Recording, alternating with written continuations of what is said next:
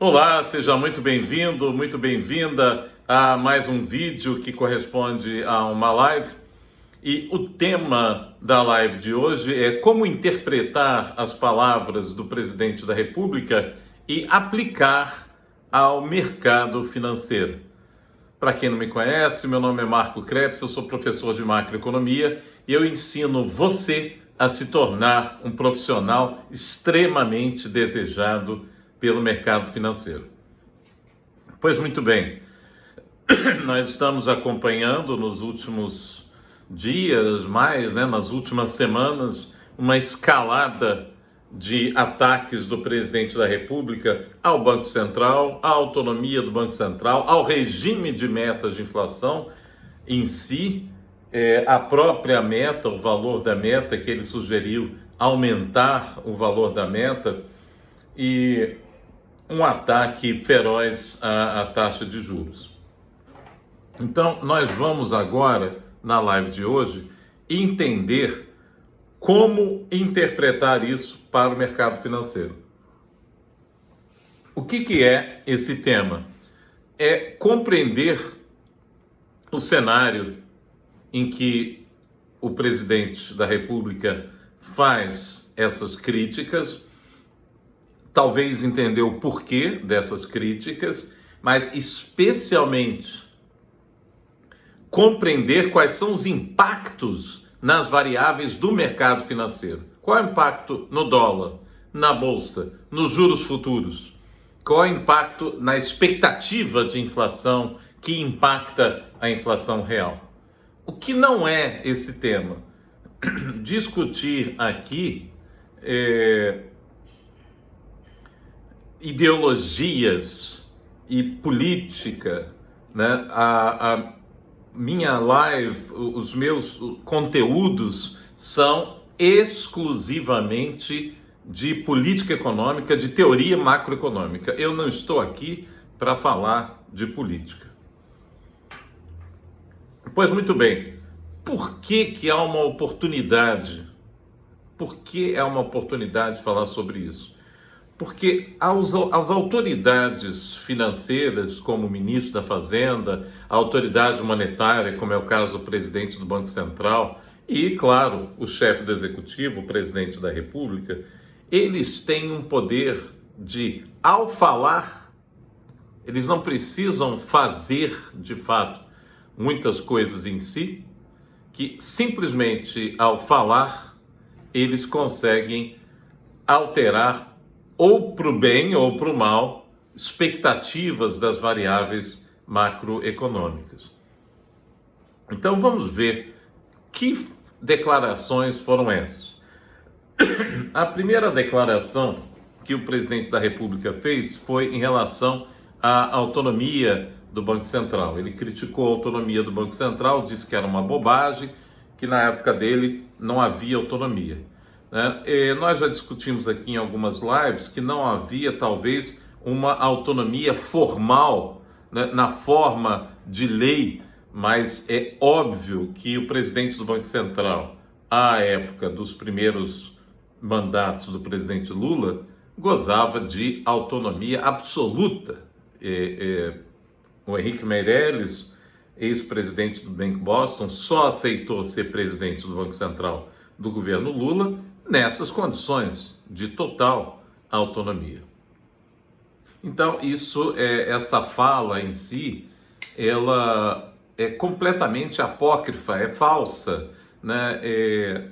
Como diz um comentarista político, Lula não desceu do palanque ainda, né? Ele está nesse ponto parecido com Bolsonaro, falando para os seus interlocutores, para aqueles que o elegeram, para aqueles que são, de fato, engajados na sua campanha, etc. Em seguida, ele fez declarações quanto ao valor da meta de inflação, disse que o valor da meta era muito alto, ao contrário, era baixo demais, uma meta de 3%, e disse que à época dele a meta era 4,5% e que ele, entre aspas, cumpria muito bem, eu achei uma graça isso, e que essa meta então deveria ser aumentada. né? Então, o grande economista Afonso Celso Pastore fez um comentário que eu concordo totalmente. Aumentar o teto da meta, ou aumentar a meta em si de inflação para tentar atingir essa meta é como apagar incêndio com gasolina. Isso não tem nenhum propósito, né? Isso é uma coisa absolutamente absurda. E por fim, o ataque à taxa de juros em si, né, que ele tem feito de forma veemente e que ontem, no discurso de posse, no seu discurso, quando deu posse a Luiz Mercadante no BNDES, então ele disse que ele repetiu, né, ele já vem criticando a taxa de juros atual de forma sistemática e disse que esses juros eram absurdos e que esse aumento dos juros, na verdade não houve aumento na última reunião do Copom, os juros foram mantidos a 13,75%. Interessante que o presidente, inclusive, se equivoca quanto ao valor da taxa. Ele disse que era 13,5% e, na verdade, é 13,75%. Muito bem. É muito curioso que tanto ele, presidente, quanto o ministro da Fazenda, Fernando Haddad, eles criticam o Banco Central pelo patamar de juros, e agora o Fernando Haddad criticou, disse que o Banco Central, abre aspas, poderia ser mais generoso com esse governo, e que eles têm então a famosa herança do governo Bolsonaro. Vamos lá.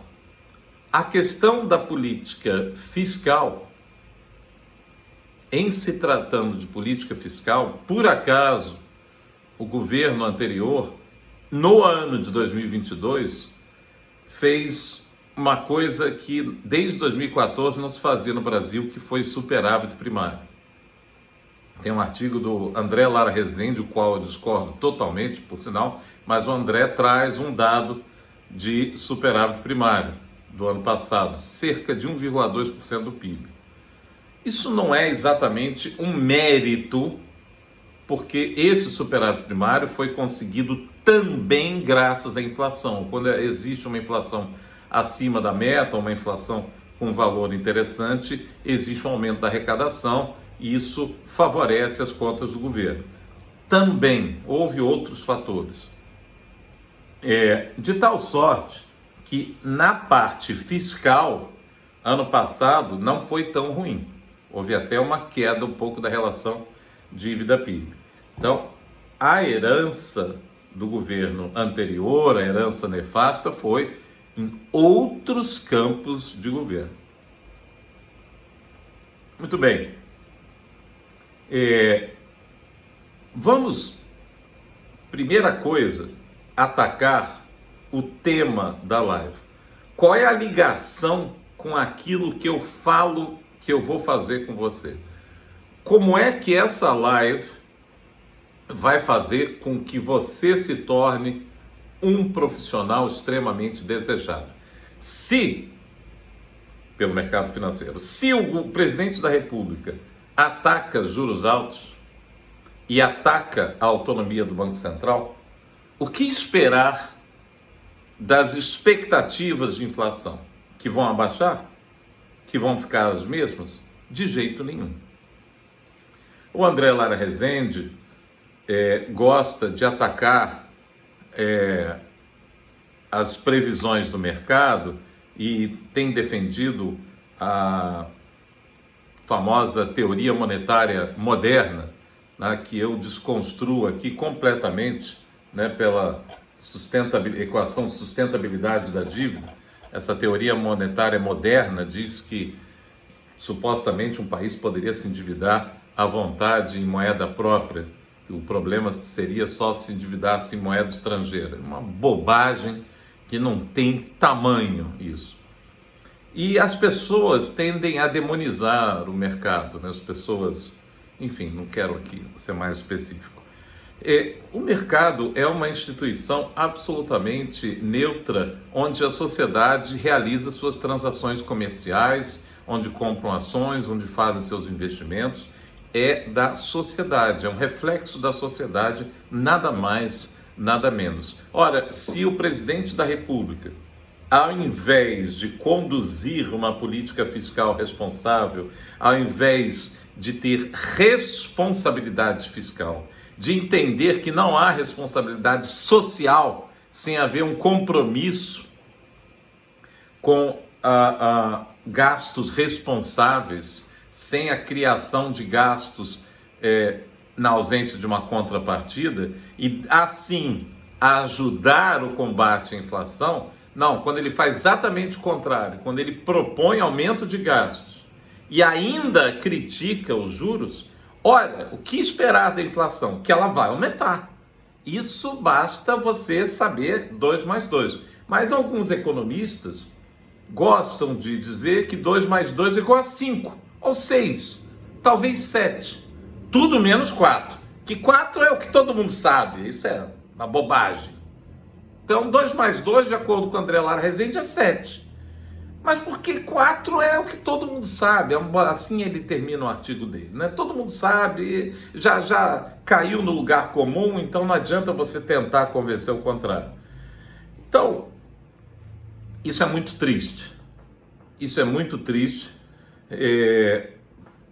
Declarações como a do presidente da República, e ainda assim sustentadas por determinados economistas, que até um dia foram brilhantes, né? André Lara Rezende escreveu com Pércio Arida o artigo sobre o RV.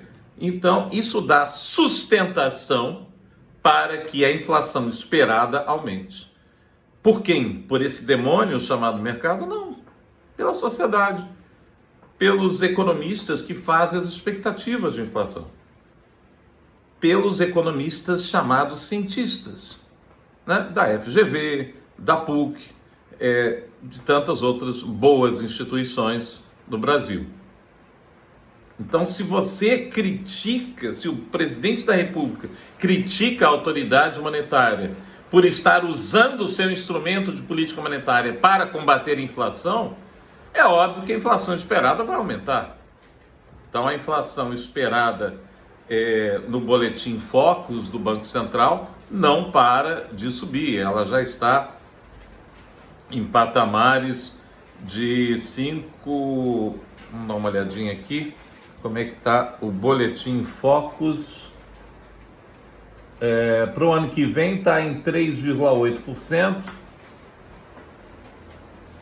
e para esse ano 5,78%, para o ano que vem, para o ano que vem 3,93%, quando a meta é 3%. E esse ano 5,8% praticamente, 5,78%. Quer dizer, a meta é de 3% esse ano e ano que vem, ou seja, esse ano vamos ficar acima do teto da meta, que é 4,5%, e ano que vem dentro do intervalo, mas acima do centro da meta. Então, de novo, se nós estamos num ambiente fiscal instável, com trajetória explosiva da dívida, vírgula, sim, senhor André Lara Rezende, temos trajetória explosiva, sim, porque nós só fizemos 1 ano de superávit primário e ainda assim não cumprimos a meta de superávit primário, que é de 3% do PIB. Então nós precisamos de superávit primário, porque nós temos uma taxa de crescimento inferior à taxa de juros real, e com esse crescimento explosivo, propostas de aumento de gastos são inflacionárias.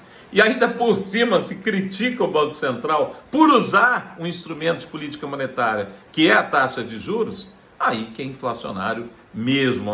O mercado entende que não é o mercado, as pessoas que vão emprestar dinheiro para o governo esperam taxas maiores no futuro. Se eu tenho risco, eu não vou correr risco de graça. Hoje eu dei uma entrevista para a Band, falando sobre a Petra Gold, aquele escândalo, e não tem milagre. Se alguém te promete um retorno maior, é porque o risco é maior. O contrário também vale. Se eu vou emprestar para alguém que está todo enforcado, arriscado a não me pagar, eu quero um retorno maior. Essa é a lógica que há por trás de juros futuros maiores para títulos de dívida pública, né? Então, primeira consequência, taxa de juros futuro aumenta. Segunda consequência, essa instabilidade fiscal, essa instabilidade da política econômica de uma forma geral, não só a política fiscal como a monetária, porque a pressão fica toda em cima do Banco Central, da autoridade monetária, faz com que o quê? Os investidores, todo mundo arruma as malas e vai embora. Então a troca de reais por dólar, há uma apreciação cambial, a taxa de câmbio aumenta, o dólar aumenta a inflação, que pressiona ainda mais o Banco Central a elevar juros. Quer dizer, é uma dinâmica que é um desserviço à nação, isso que está sendo feito. Então eu quero que vocês compreendam quais são os impactos na economia. A tendência é a bolsa cair, porque há uma saída de investidores. Tendência, pode ser que surja um fato que a bolsa possa subir um bocadinho, mas o dólar subiu, totalmente previsível, a taxa de juros futura foi lá para cima, tá? A taxa de juros real esperada muito, muito elevada, e a ata do Copom é muito clara. Ela diz, olha, temos muitas incertezas fiscais, temos problemas fiscais, que se continuarem assim, não vamos poder abaixar a taxa de juros tão cedo. Gente, o Banco Central, o presidente do Banco Central, a diretoria do Banco Central, eles não têm partido político. O partido político deles é Partido de Controle da Inflação, PCI. Eles olham para a inflação. Se a inflação está alta, se a inflação está acima da meta, a taxa de juros tem que aumentar. Isso está previsto no regime de metas de inflação que tem funcionado perfeitamente no Brasil desde 21 de junho de 1999, quando foi implantado. Esse é um regime que tem um enorme sucesso, que teve um enorme sucesso no mundo inteiro, foi implantado, criado na Nova Zelândia, depois foi para a Suécia, Israel, Alemanha, Reino Unido. Nós temos um modelo bastante semelhante ao modelo do Reino Unido, um modelo de sucesso de combate à inflação, de absoluto sucesso. E, infelizmente, aqui no Brasil, as pessoas querem inventar a roda.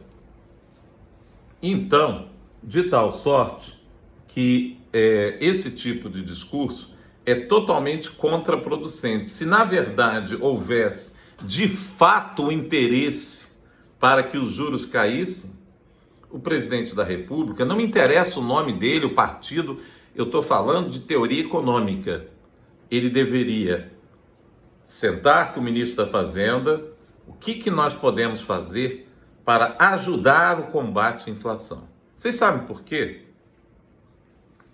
Lula também ontem disse que o 8 de janeiro, a invasão do Congresso Nacional, foi feita pelos ricos que estavam revoltados porque perderam a eleição. Então, se ele de fato está interessado e preocupado com os pobres, ele não pode permitir que haja inflação.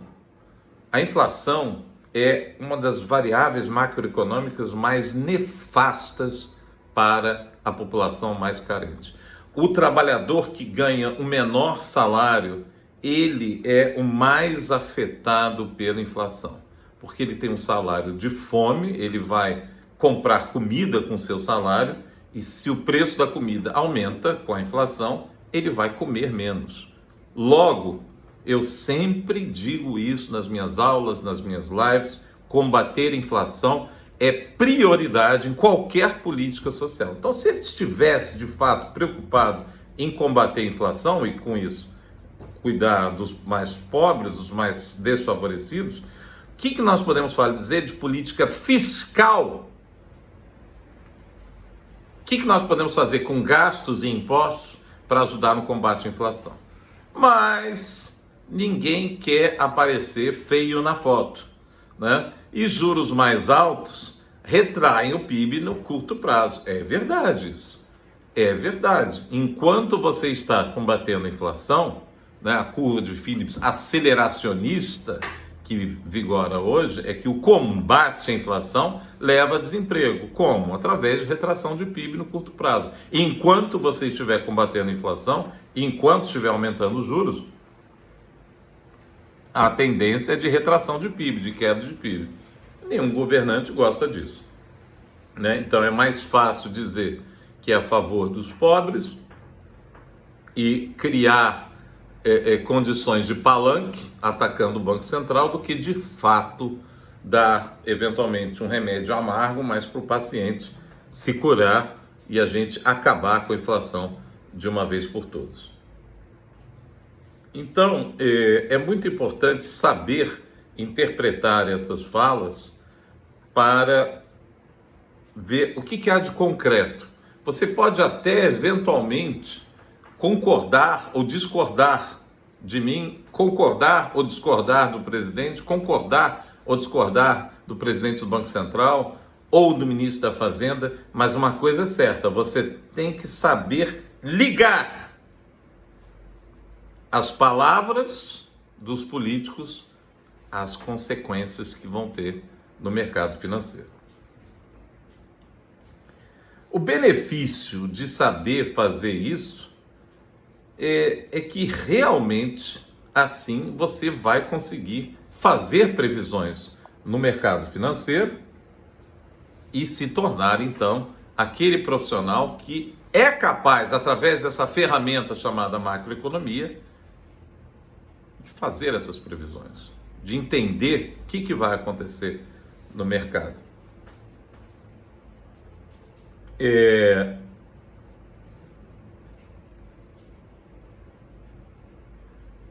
Uma eventual objeção que você possa ter diante de uma tentativa de compreensão melhor, de estudar, eu não tenho tempo para estudar, isso eu não... eu agora só quero aprender na prática as coisas, eu não... já cansei. Olha só, o que eu tenho para dizer para você é o seguinte, que a vida é dura, não tem milagre e não tem presentes, não tem do céu só cai a chuva. Você precisa um mínimo de preparo. Agora, você não precisa ser um economista. Você pode se aproveitar de mim. Eu estou aqui para te dar conhecimento de macroeconomia, para você conseguir fazer esse link, essa ligação entre os discursos que são feitos na política e as consequências que acontecem na prática. Como é que você pode agora começar a tirar proveito disso, né? Qual seria um jeito errado de tentar executar esse tema, de tentar ligar as ações com a prática? As palavras, os discursos com o que acontece na prática. E no achômetro. Não, o mercado... E de acordo com esses discursos papo furado, que o mercado é feito pelos ricos, que o mercado não se interessa pelos pobres, e que esses discursos ideológicos... Eu tive um almoço com o meu querido mestre Fernando de Holanda Barbosa. Ele disse que existem 3 tipos de economista.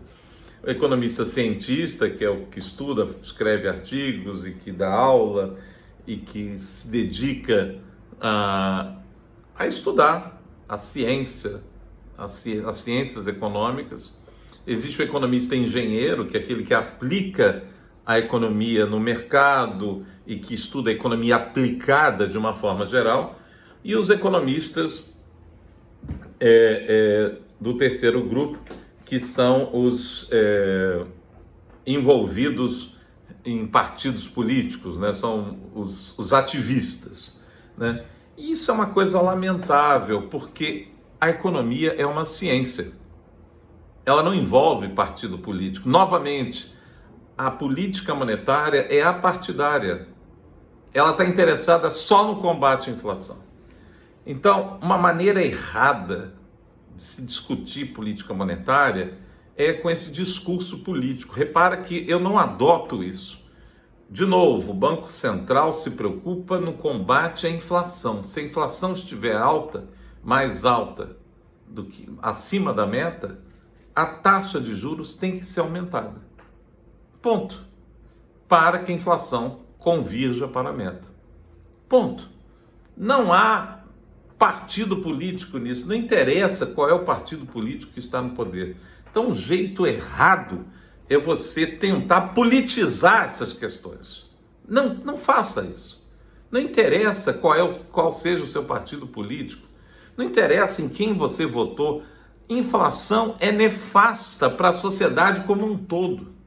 O jeito certo de tratar esse tema é o jeito com a teoria econômica, com o conhecimento das ciências econômicas e, mais especificamente, conhecimento de macroeconomia que eu tenho para te dar. Essa é a forma certa.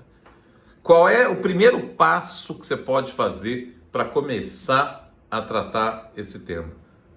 Clica aqui, dá um like nesse vídeo e começa a me seguir que eu vou te enviar um material de primeira qualidade, um material de muito conteúdo em macroeconomia, um material que certamente vai ajudar você a se tornar um profissional muito desejado, extremamente desejado pelo mercado financeiro. Um material com conteúdo. O que nós podemos tirar de lição deste episódio de ataque do presidente da República à taxa de juros exercida pelo Banco Central? É simplesmente nada mais, nada menos do que conversa de palanque. Porque se ele estivesse, de fato, repito, interessado que a taxa de juros caísse, ele tinha que fazer o dever de casa dele em se tratando de política fiscal. O Banco Central tem um compromisso, ele tem uma missão sagrada de ser o guardião do poder de compra da moeda nacional. Essa é a missão. A política, a missão do Banco Central não tem nada a ver com o partido político ou com a política de uma forma geral. Ela tem a ver exclusivamente com a inflação. Por sua vez, a política fiscal, que é a decisão do governo quanto a tributos e a gastos, esta pode ser conduzida de tal forma que o Banco Central seja auxiliado no combate à inflação. O governo tem a responsabilidade de proporcionar bem-estar à população e à sociedade. O governo tem o dever de zelar pelo país, de zelar pela sociedade, e não de fazer propaganda ou não de utilizar de discursos eventualmente, demagógicos, né? O governo tem que, às vezes, dar um remédio amargo. E um remédio amargo, às vezes, é não aumentar gastos, ou até, eventualmente, fazer uma coisa chamada consolidação fiscal, que é redução dos gastos. Gente, um remédio, ele é amargo, né? Remédio doce não rola. Mas ele depois cura a gente. E depois o país volta melhor. Margaret Thatcher sempre falava que ela era sempre indagada como que ela foi reeleita 3 vezes, teve 3 mandatos, 3 ou 4 de primeiro-ministro, mas não era querida pela população. Como é que ela explicava isso, né? E ela falava assim, às vezes eu tenho que dar um remédio amargo para a população tomar, para a sociedade tomar, e ninguém gosta de tomar remédio. E não tem problema, eles já têm a rainha, à época, óbvio, a rainha Elizabeth estava viva, eles já têm a rainha para gostar. De mim, eles sabem que eles esperam que eu conduza o país de forma responsável. Eles esperam que eu faça o que é melhor para o país. E a Margaret Thatcher tinha então uma frase que se tornou lendária, né? Que não existe essa coisa de dinheiro público, existe dinheiro dos pagadores de impostos. There is no such thing as public money, there's taxpayers' money. Então, essa responsabilidade de tratar com dinheiro alheio que é fantástico, né? Que marcou justamente a era Thatcher. De tal sorte que, novamente, cabe ao governo, então, às vezes, dar um remédio amargo e fazer uma consolidação fiscal, segurar gastos. O país pode, no curto prazo, amargar um crescimento um pouquinho menor, que vai amargar de qualquer maneira, do que fazer uma política de aumento de gastos sob pretexto A, B e C, e ainda criticar o Banco Central por estar combatendo a inflação, que aí que o crescimento vai ser pequeno mesmo. A propósito de crescimento pequeno, essa questão de aumento de gastos, crítica a juros altos, a gente já viu esse filme antes. Em 2012, a inflação estava subindo e a taxa de juros estava caindo. A famosa nova matriz econômica era mais gastos, isenções fiscais e uma intervenção no Banco Central. Onde é que deu isso?